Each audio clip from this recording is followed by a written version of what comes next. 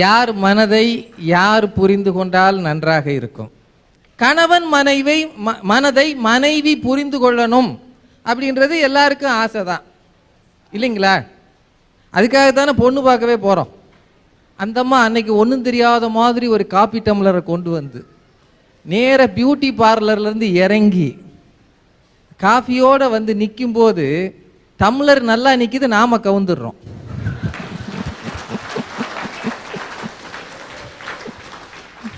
ஒன்றும் தெரியாத பாப்பா உலகத்திலேயே இருக்காதுன்னு நாம் அன்னைக்கு புரிஞ்சுக்கிட்டதா நினைச்சோம்.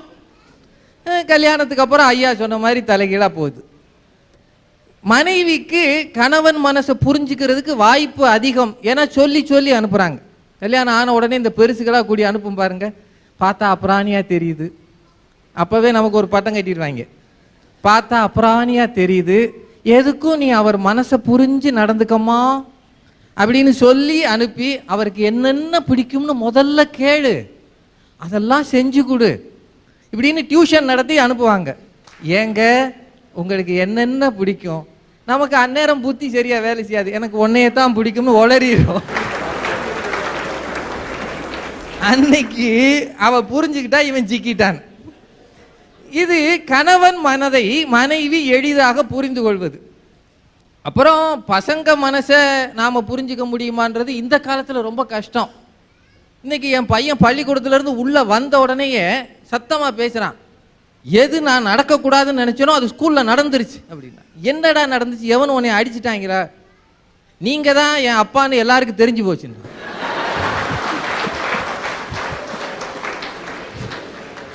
நான் பையன் நொந்து போன இடம். இதுல என்னடா பிரச்சனை? நான் தான் உங்க அப்பான்றதுக்கு என்னடா பிரச்சனை? நீங்க சரியா டிவியில பேசலன்னா எல்லாரும் என்னையில விசாரிப்பாங்கன்றா. இப்போவாது நான் பேச ஆரம்பிச்சேன்னா உடனே என் பையன் அம்மா பெல் அடிமா, அப்பதான் அவர் உட்காருவாருங்க. ஏன்டானா டிவியில அந்த தாத்தா பெல் அடிச்சாவே அவர் உட்காருவார்ல, அடிமா அப்பதான் அவர் உட்காருவாரு. இந்த மாதிரி பிள்ளைகள் பெற்றோரை அளவுகோல் வச்சிருக்கிறான். அவனுடைய அளவுகோல் என்ன, அவன் எதிர்பார்ப்பு என்னன்னு நம்ம கண்டுபிடிக்கிறத இப்ப கஷ்டமா இருக்கு. மாமியார் மருமகள் பிரச்சனையை பத்தி நம்ம சொல்ல முடியுங்களா? அதுல அடி வாங்கி தானே பல ஆள் வீடுகளுக்கே போகாம தெரியுது. ஆம்பளைங்க வெளியில தெரியுறானா வீட்டுக்குள்ள ஏதோ ஒரு சின்னதா ஒரு சண்டை நடந்துகிட்டு இருக்குன்னு அர்த்தம். ஆக மொத்தம் பல பிரச்சனைகள். காதலன் காதலி பிரச்சனை நமக்கு கிடைக்காத விஷயம். இந்த பிறவியில அதை அனுபவிக்க வாய்ப்பு இல்லை. மன்னார்குடி சாமி நமக்கு அது வாய்ப்பு கொடுக்கல. இன்னும் ஏக்கம்தான், ஒரு சின்னதா ஏக்கம்தான். இப்படி ஒரு 4-5 விஷயம் கையில வச்சிருக்கிறாங்க இந்த அரட்டை அரங்கத்துல. ரொம்ப சுவையான விஷயம். இப்ப யார் யாரு என்ன சொல்ல வரான்றத பார்ப்போம். அம்மான்னா அன்பு, அப்பான்னா அறிவு, அண்ணன்னா பாசம், தங்கச்சின்னா நேசம். இந்த மாமியாருங்களே சுத்த மோசம் சார். மாமியாருங்கன்னா மோசமா? ஆமா சார். ஒரு பெண் எழுத்தாளர் எழுதுறாங்க, நஞ்சை கூட நயமாக பேசி அமுதென்று சொல்லி ஊட்டிவிடும் உறவு அது. ஏறு நான் இருக்கிறேன் என்று சொல்லிவிட்டு ஏறும் பொழுது ஏணியை எட்டி உதைக்கும் உறவு அது. பட்டாடை தருகிறேன் என்று சொல்லிவிட்டு கட்டியிருக்கும் கோவணத்தையும் உருவிவிடும் உறவு அது. ஐயோ, இந்த உறவிற்கு மாமியார் என்று பெயரிட்ட முன்னோர்களே ஏன் மரண குழி என்று பெயரிட்டிருக்கவில்லைன்னு கேக்குறாங்க. மாமியார் மனசை புரிஞ்சுக்காம மரண குழின்னு பேரு வாங்குற மாமியாருங்களே கொஞ்சம் மருமக மனசை புரிஞ்சுக்குங்கம்மா. இந்த உட்கார்ந்து இருக்க கல்கத்தா காளி இந்த மருமக, இந்த கல்கத்தா காளி சொன்னுச்சு மாமியார்னா மரண படுகுழின்னு பெயரிட்டு இருக்கலாம், எதுக்கு மாமியார்னு பெயரிட்டீங்க? இந்த தெரியாம தான் கேக்குறேன். ஆத்தா அப்படியே பின்னாடி திரும்பி பாரு, திரும்பி பாரு. எதுக்கு அடிச்சுக்கிறோம்? குடும்பம்னா கூட்டு குடும்பமா இருந்து குதூகலமா இருக்கணும் ஆத்தா. ஐயா, குடும்பம் நல்லா இருக்கணும்னா என்ன செய்யணும்? அது தெரியாம தானவா இங்க வந்து உட்கார்ந்துருக்கான். அததான் சொல்றேன். குடும்பம் சுபீட்சமா இருக்கணும்னா குடும்பத்துல உள்ள பசுவுக்கு பூஜை பண்ணுவாங்க. அத மாதிரி போன மாசம் ஆடி வெள்ளிக்கிழமை எங்க தெருவுல ஒரு அக்கா பூஜை பண்ணுச்சு. என்னன்னு தெரிஞ்சுக்கலாங்கிறதுக்காக அப்படி எட்டி பார்த்தேன். எரும மாட்டுக்கு பூஜை பண்ணிக்கிட்டு இருக்கு. நான் கேட்டேன், எதுக்கு இந்த பூஜைன்னு? உனக்கு ஒண்ணும் தெரியாதுடி, நேத்து இதுதான் என் மாமியார முட்டி தள்ளி விட்டுச்சு. அதுக்குதான் பூஜையா? அப்ப மாமியாருங்கிற ஒரு உறவே இருக்க கூடாது, அதை எதிரியா எதுக்கு பாக்குறீங்கிற? புதுசா கல்யாணம் ஆகி வரும்பொழுது அந்த மருமக கையில நிறநாழி விளக்குன்னு ஒண்ணு கொடுத்து அழைப்பாங்க. மாமியார் சொல்லுவாங்க, இந்த நிறநாழி விளக்கை எடுத்துக்கிட்டு போய் சாமி மாடத்துல உள்ள 5 விளக்கு குத்து விளக்கை ஏத்துங்க அப்படிம்பாங்க. இது உள்ள போன உடனே தீபத்தை ஏத்தலாமான்னு கேட்கணும். அதை விட்டுட்டு மாமியார் அடுக்கலையில இருக்கிற மாமியார்ட்ட கேட்கும், மாமி பத்த வைக்கட்டா? என்ன வந்த உடனே பத்த வைக்குது? அந்த எண்ணத்துல தானே வர்றாங்க உள்ள. வந்த உடனேயே வந்த 3 நிமிஷத்துக்குலாம் பத்த வைக்கட்டா கொளுத்தட்டா இப்படின்னு நினைக்கிற மருமகளை எப்படிங்க வச்சு வாழ வைக்க முடியும்? என்ன பார்த்தா எப்படி சார் தோணுது? சூப்பரா இருக்கு, ஒரு சினிமா நடிகர் மாதிரி இருக்க. ரொம்ப சந்தோஷம் சார். இல்ல காதல்ல தோல்வி அடைஞ்சால் மாதிரி இருக்க. Correct sir. என் தாடியை பார்த்தா கரெக்டா கண்டுபிடிச்சிட்டாரு. 1வது 2வது படிக்கும் பொழுது சீதாலட்சுமி டீச்சர் மீது காதல். ஏ அப்பா. 4வது 5வது படிக்கும் பொழுது தாவணி போட்ட லலிதா மீது காதல். 7வது 8வது படிக்கும் பொழுது பக்கத்து வீட்டு பரிமளா மீது காதல். 11வது 12வது படிக்கும் போது எதிர்த்த வீட்டு எலிசபெத் மீது காதல். 16ல் காதல், 20ல் காதல், சொன்ன காதல், சொல்லாத காதல், பைபாஸ் ரோட்டில் காதல், மன்னார்குடியில் காதல், ராஜாவுக்கும் காதல், உட்கார்ந்திருக்கும் ரோஜாவுக்கும் காதல், பாப்பையாவுக்கும் காதல், பக்கத்து வீட்டு சுப்பையாவுக்கும் காதல்.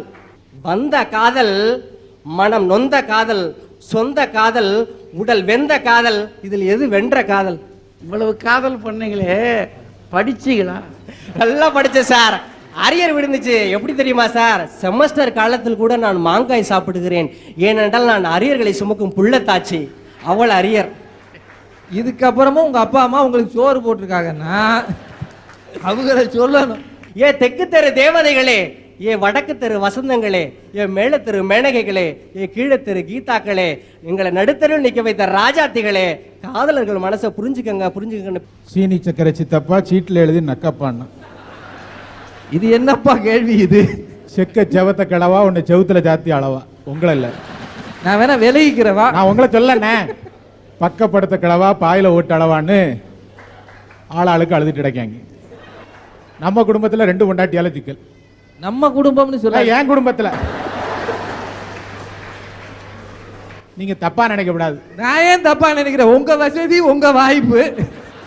தப்பா நினைக்க வேண்டியது உங்க வீட்டுக்காரமா தானே. எனக்கு என்னையா பிரச்சனை? நீங்க வைத்தறிச்ச படுவீங்கன்னு தான் நான் சொல்லுவேன். ஐயோ, எனக்கு பிரச்சனையே இல்ல. ஒண்ணு என் பொண்டாட்டி, இன்னொன்னு கையா பொண்டாட்டி. அப்படி வர்றீங்களா? புருஷனை புரிஞ்சிக்காத பொண்டாட்டி, மாமியால புரிஞ்சிக்காத மருமவா, மருமவளை புரிஞ்சிக்காத மாமியா, அத மாதிரி காதலனை புரிஞ்சிக்காத காதலி. இந்த சீரழிவுல மனுஷன் மாட்டிக்கிட்டு செங்க சுமந்துகிட்டு இருக்கான். அதைத்தான் நான் சொல்ல போறேன். இப்போ உங்க ஊர் எது? எங்க ஊரு மதுரைன்னு நினைக்கிறேன். நினப்புல தான் இருக்கா?